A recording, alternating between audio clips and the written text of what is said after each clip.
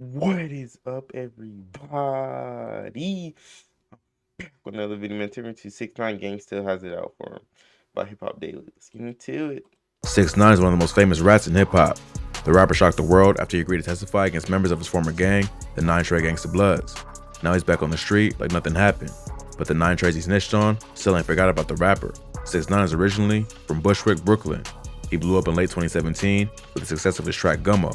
The video for the song was shot on the block in Bed-Stuy, Brooklyn, and featured a large group of Bloods, many from the 9 Trey Gangsters. One of the Bloods in the video was a dude named Shotty, who became 6ix9ine's manager and introduced him to other high-ranking members of the gang. 6ix9ine wasn't from the gang before that video shoot. He grew up in the neighborhood, and many people knew him, but he never got put on to officially claim 9 Trey. The rapper got a lot of criticism early on after images popped up online showing him claiming Crip before he was famous. But 6ix9ine just brushed that off and said he was never really a Crip. He just knew some people who were, so he went with it. But Shotty noticed that 6ix9ine had a talent for attracting attention and saw an opportunity to make money. So he introduced him to the rest of the crew. He was right about the money part, but the overall decision later led to his downfall. The video for Gummo was a hit and racked up hundreds of millions of views on YouTube.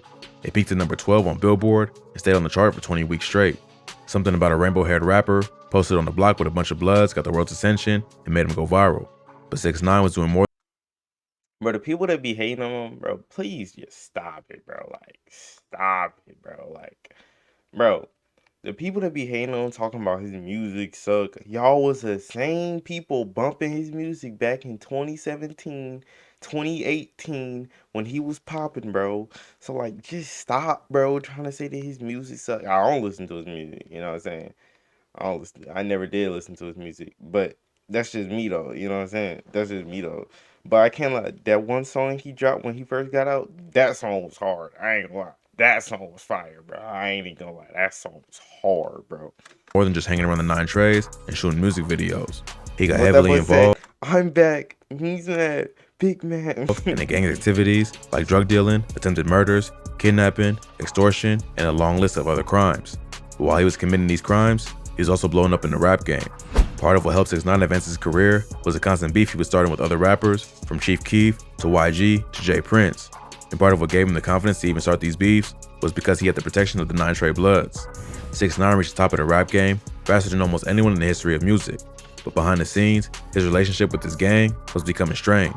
In the early morning of July 22nd, 2018, 6ix9ine got kidnapped, beaten, and robbed by 3 men in Brooklyn. He had just finished filming the video for the song Fifi, featuring Nicki Minaj and Murder Beats, when he was snatched up and pistol whipped by 3 robbers outside of his crib. They beat him up and stole about $750,000 in custom jewelry and $35,000 in cash. $750,000 in jewelry and $50,000 in cash?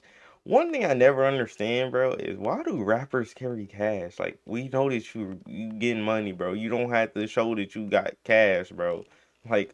Bro, who carries around cash, bro? Like, let's be honest. 6ix9ine managed to escape and called the cops, who took him to the hospital. At first, many fans thought the robbery was fake and just a publicity stunt to hype up his album. But 6ix9ine made it clear that it was real. It later came out in court that he was kidnapped by members of his former gang, directed by Anthony Harp Ellison, a high-ranking member of the 9 Treys. Harp felt like 6ix9ine was making the gang look weak with his behavior and wanted to send a message. The entire incident was captured on tape, and Harp was convicted of the kidnapping because of 6ix9ine's testimony. By that point, tension was already forming between 6ix9ine and his gang. The rapper accused Shotty, who was acting as his manager, of stealing money from him and sleeping with his baby mama, Sarah Molina. Both Shotty and Sarah have denied this accusation, but 6ix9ine has continued to use that as a reason for snitching. So with all the tension building, it was only a matter of time before something bad happened. On November 16, 2018, 6ix9ine did an interview with the Breakfast Club where he said the only thing he feared was God and the FBI. Only 2 things I'm scared of in life. God first, and the FBI. 2 days later, on November 18th, 6ix9ine, Shotty, and 3 other associates were arrested in a major RICO indictment. 6ix9ine was hit with federal firearms charges, conspiracy to commit murder, armed robbery, and other charges. He was facing life in prison if convicted. He was denied bail and forced to stay in a Metropolitan Detention Center in Brooklyn. At first, he got placed in general population, but after getting into it with some Crips, the rapper got sent to a different facility for security reasons. So, facing the possibility of life in prison, 6ix9ine decided to break the street code and cooperate with the authorities. He told them everything he knew about the operations of the gang. On February 1st, 2019, 6ix9ine pled guilty to 9 charges. A few weeks later, it was revealed that he signed a plea agreement to fully cooperate with authorities in the case in exchange for a reduced sentence. During the trial, not only did he snitch on members of his own gang, but he also agreed to testify about gang affiliations of other rappers like Trippie Redd, Jim Jones, and Cardi B. In total, 11 other members of the 9 Trey Bloods were brought down in the indictment and either pled guilty or were found guilty in court. On December 18, 2018, 6ix9ine was sentenced to 2 years in prison in order to pay a $35,000 fine, complete 1,000 hours of community service, and serve 5 years of supervised release. He was awarded time served for the 13 months he was already in jail. Then, in April 2020, he got out and was ordered to serve the rest of his sentence on house arrest. The COVID-19 pandemic had just begun, and the judge approved his release because he suffers from asthma. So, after spending less than 18 months behind bars, 6ix9ine was now a free man. Many assumed he was going to witness protection after getting out, but he turned it down and decided to hire his own security instead so he could continue his music career. Many thought this would be a death sentence, but surprisingly, 6ix9ine was able to Going untouched. return home and get right back to the antics that made him famous. He dropped the track Gooba in May 2020, Yeah, which that quickly song was racked up hard. hundreds of millions of views. At one point in the video, a picture of a rat is animated over his face just to taunt the people he put in prison. But after that, 6ix9ine's music career started to die down. He got canceled by the hip-hop community, and few other rappers would be seen with him. He still had some success with his music, but nothing close to the level he was at earlier in his career.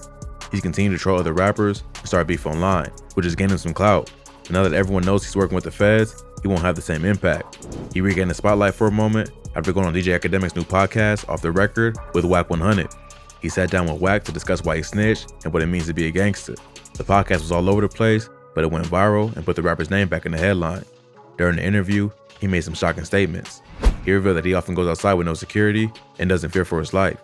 He also said he keeps $1 million in cash on him and has no fear of getting robbed. Even if he has no security with him, he still benefits from the fact that if anything happens to him, the police will be all over it. But he's still desperate for the respect he feels like he lost from snitching and is out to prove that he's the toughest rapper in the industry, even though he snitched. 6ix9ine may feel comfortable walking around without security now, but none of the 9 Trey members he put in jail forgot about what he did. After the interview with Wack 100, 6ix9ine did a series of conversations on Clubhouse where he tried to shift the blame onto other members of the 9 Trey Blood. He accused his former associate, Kuda B, of snitching on himself during the trial. As part of a plea deal, Kuda admitted to being involved in the shooting of Chief Keef outside the W Hotel in July 2018. But Kuda said that 6ix9ine was the one who pushed him to do the shooting because he was beefing with Keef at the time. He also claimed he wasn't the main shooter, but doesn't say who was. But according to 6ix9ine, this made him a snitch. Kuda responded from jail to set the record straight and let it be known that his paperwork is good and he's not going back and forth with the rap. Me cooperating is not even in my schedule. And I got my paperwork right now. I'm in the spot. Gucci niggas know my body. Who is good? Anywhere I go, my paperwork is good. On Clubhouse, 6ix9ine also suggested that Dipset rapper Jim Jones was also an informant. Jim Jones is also from the 9 Trey Bloods and still had relationships with multiple members that 6ix9ine knew. During the trial, a conversation between Jim Jones and a high-ranking member of the gang named Mel Matrix was played. They agree that 6ix9ine is embarrassing Shotty. They can be heard saying that the rapper needs to be super violated for disrespect. 6ix9ine questioned how Jim Jones could be caught on tape talking about wanting to take him out, yet face no consequences if he wasn't also cooperating. Wack 100 also agreed with 6ix9ine's claim and called on Jim Jones to explain himself. Jim Jones responded by posting a different conversation he had with Mel Matrix from jail. In the clip, Mel calls Wack and 6ix9ine and says that the Bloods in prison don't respect Wack. During the interview with Academics and Wack 100, 6ix9ine also shared that he recently got a DM from Shotty's IG account. The DM said, "Yo, what's up, Danny? This Kamani. Let me holla at you." Kamani is Shotty's son. 6ix9ine made it seem like he DM'd him to patch things up or ask for money. But apparently, after the interview, Shotty called Academics to make things clear. He said his son wasn't DMing him looking for money, but wanted to run the fade. He also told Academics that there were things 6ix9ine did that never came to light, but they were so bad that his reputation would never recover. That's why he never expected him to snitch and felt so betrayed when he did, because 6ix9ine caused a lot of the situations that they're doing time for. But in the end, he don't blame him for his own sentence, because he knew how he was moving. He was ready to kill anyone who messed with him and do 20 years behind it, so we can't blame another man for his circumstances. So even though 6ix9ine escaped prison time, he still has a black cloud hanging over his head. He might be able to move around freely now because he still has the feds on his side, but sooner or later, he's gonna have to face the consequences of his actions. It's been like 2 years now, bro. Something might happen to him, but eh. I don't really anything happening anytime soon. But yeah, that's gonna be the end of this video, bro. You know what I'm saying? Like, comment, subscribe, and we're out.